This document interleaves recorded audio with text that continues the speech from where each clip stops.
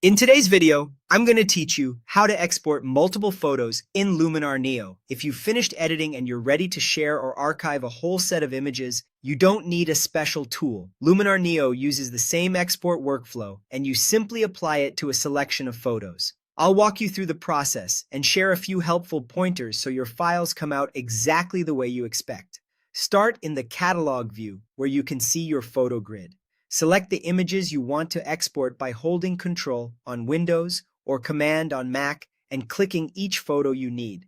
This lets you build a custom selection, one image at a time. If your shots are already grouped together, hold Shift, click the first image in the range, then click the last to select everything in between. You'll know you've got the right set when you see multiple thumbnails highlighted. If you accidentally include one, just Control or Command click it again to deselect.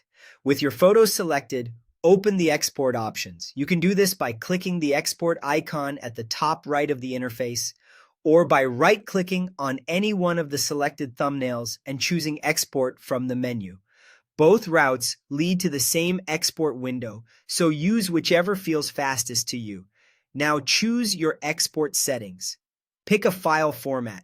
JPEG is a great all-purpose choice for sharing and web use. PNG preserves transparency and can be useful for graphics or overlays, and TIFF is ideal for maximum quality and print workflows. If you choose JPEG, set the quality slider. A setting around 80 to 90 usually balances file size and image fidelity well. Adjust size or resolution if you need specific dimensions. Use larger sizes for prints and smaller sizes for web galleries or email. Finally, choose your destination folder so you know exactly where the files will land. When everything looks right, click Export or Start Export. Luminar Neo will process every image you selected as a batch and save them automatically to the folder you chose. You can keep working on other tasks, but give the app a moment, especially if you're exporting a large number of files.